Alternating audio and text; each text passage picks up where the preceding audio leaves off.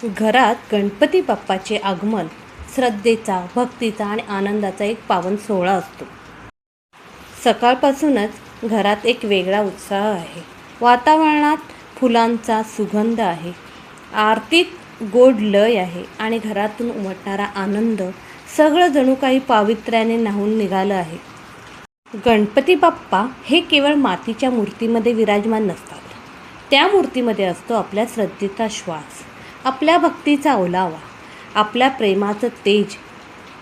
जेथे बाप्पाचं आगमन होतं तेथील घरातील वातावरण बदलून जातं, जणू देवदूतांचा वास असल्यासारखं.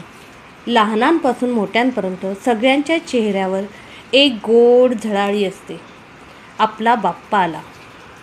गणेश चतुर्थी हा उत्सव केवळ सजावट, मिठाई, आरत्या एवढ्याच मर्यादित नाही आहे.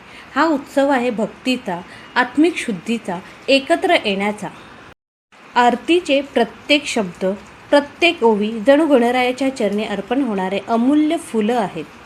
हा उत्सव केवळ दिवसांचे नाही, या आठवणींचा उत्सव आहे. बाप्पा गेल्यावर जरी थोडं ओझं मनावर येतं, तरीही आपल्या आठवणी, त्यांच्या कृपेची जाणीव आपल्यावर पुढच्या वर्षापर्यंत उत्साहाने जगायला शिकवते. गणपती बाप्पा मोरया.